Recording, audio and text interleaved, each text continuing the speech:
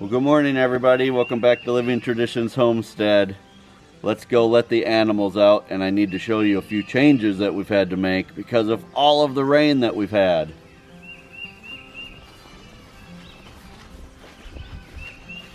You can see there's just standing water everywhere. We haven't had rain now in a day and a half, but the ground is just so soaked that it just can't even absorb any more water. We've had over double our normal amount of rain in the last month.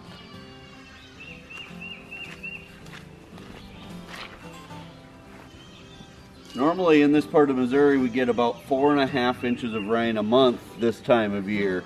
So far in the last 30 days we've had 10.5 inches of rain. It just seems like it's rained non-stop for the last month. Hopefully it'll be coming to an end soon, although they're predicting rain starting tomorrow for the next 2 days. Because of all of the rain that we've had, I've had to set up a temporary run for the chickens, for our layer chickens, because normally they're in a permanent run behind this barn, but because of all the rain, it's just such a big muddy mess that I didn't even feel good about letting the chickens out on that side of the barn. So we've set up some temporary netting here so they can have a run up here in some nice grass for the next several weeks, probably until that area can dry out. I'm actually going to try to plant some new grass seed back there while they're not back there. So we're just having to make some changes.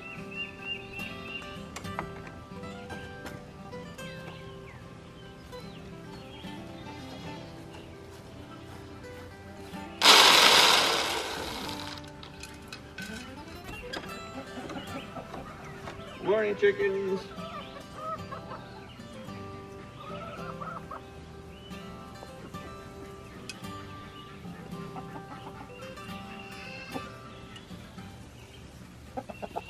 Is little rooster in here?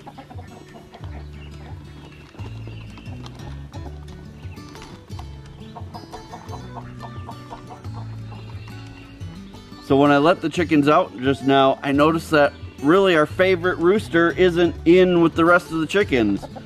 He's a bantam rooster, and he's the only one who really gets to go anywhere he wants on our property. We have a really big run for all of our chickens, so they pretty much free range, but just in a smaller area. They don't get the entire 15 acres. But this one chicken, no matter what we do, he finds a way out. So we've just given up. He gets to go wherever he wants. But I think last night, because I have the normal door to their coop shut, that he didn't find his way back in. So hopefully he found a safe place to stay overnight. We'll have to go looking for him in a little bit. We have so many predators here. I'm gonna feel really bad if he didn't make it through the night. So let's go let the ducks out, and then we'll have to go looking for him.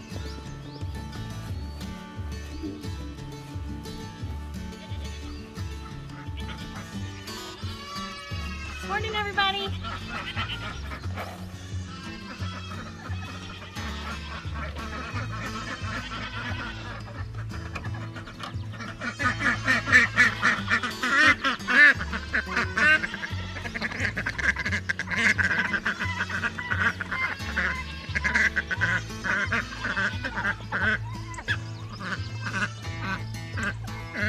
We have a pair of cardinals, a male and a female, that they're living just right around here, and every morning they wait for us to feed the ducks, and they actually perch around and wait for the food, and then as soon as we walk away they go and have their breakfast and eat when the ducks go.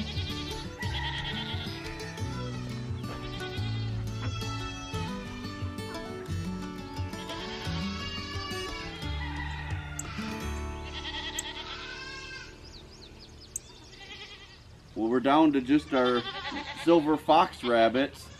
Last week we gave away all of our New Zealand, California crosses. We took them over and gave them to our friend Lorella, who has a YouTube channel called Lorella, Not a Farm Girl. If you want to see a video of us taking them over to her, you can check that out on her channel.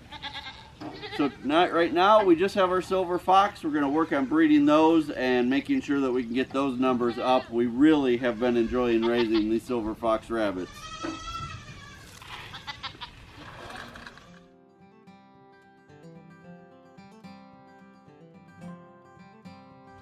All right, let's go look for that rooster. There's a couple spots that I know he likes to hang out, so hopefully he's just in his normal spots. Then Sarah can get out here to milk so that these baby goats will finally be quiet. They are so noisy in the morning before they get to go back to their mom. Right now we're taking the babies away in the evenings so that overnight they're not nursing, so that way we can get the milk. Plus, just yesterday someone adopted the 2 babies that we have for sale, and so they'll be here only for another week, and then they'll be going to their new home. So looks like they're gonna have a great place to live. Well, I didn't even have to make it all the way over to where I thought he'd be. He's right there. I guess he did find a safe place to stay for the night. I don't want to risk that too many nights though. We do have a lot of predators here, so tonight we'll have to make sure he's in with the rest of the chickens when they all go to bed. So it's time for me to go milk Rory, and then I will reunite her babies with her, even though she'll be out of milk. They'll try. They are definitely ready to be weaned. They are over 8 weeks old right now. They're doing well. All of this rain has made a real muddy mess in by the goats. And so we're excited about having the new area fenced in, the area that we had semi-cleared for the cow. We're also going to have the goats in there. Our goats have not been respecting the electrified netting type fencing, so we haven't been able to move them from their current pen area out anywhere to get them out of the mud and to allow them to eat more than just the hay and the grass and weeds and stuff in that area. Even if we were able to move them out to our pasture area, they really don't enjoy just pasture. Goats like to browse on leaves and twigs and things off of trees and brush and that kind of thing. So we're really excited for this new area to be done. It's been a slower process than we thought. It's a big job, and we're relying on other people to help us, the people that are kind of come and build our building. And we've got a lot of T-posts to put in, and things just haven't been working out right for us to get everything done in a short amount of time. But we are persevering, and things will come together, just not as quickly as we had originally hoped and thought. But we're excited for it to get done.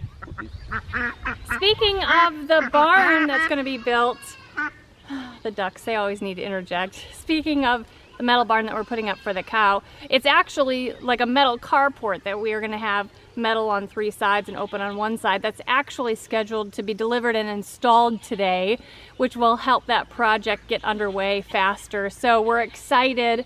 We're a little nervous because it's super soft and muddy, but we're hoping that that project can get done today, and then we'll be that much closer to being able to move the goats over and to seriously start looking for a milk cow.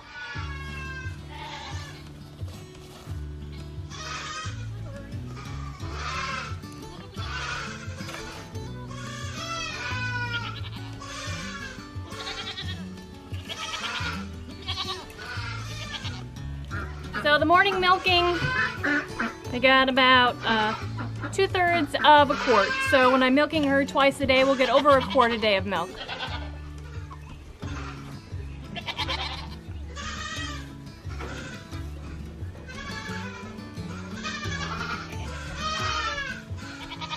Right now, the cost of hay for us is double what we normally pay because last year there was such a drought at the end of the summer that they weren't able to cut hay. So there's actually a hay shortage in our area.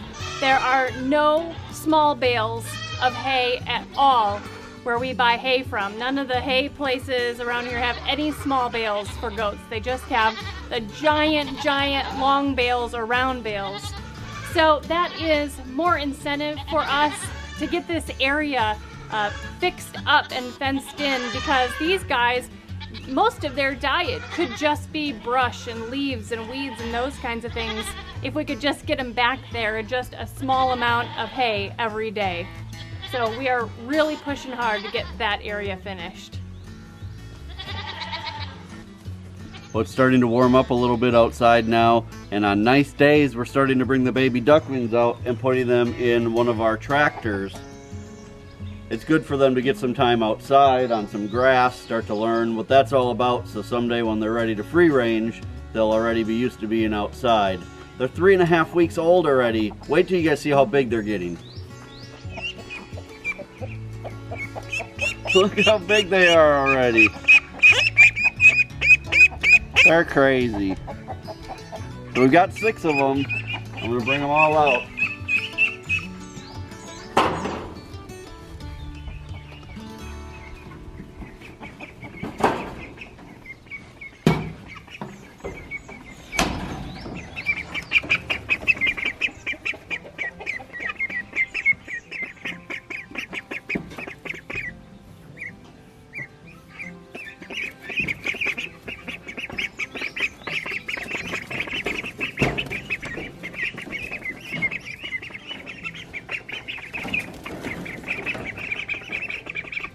We absolutely love having ducks on the homestead. I'm so happy that we got more. It'll be interesting to see if these guys join our other 3 and make one big flock, or if they're always making 2 separate flocks. Only time will tell.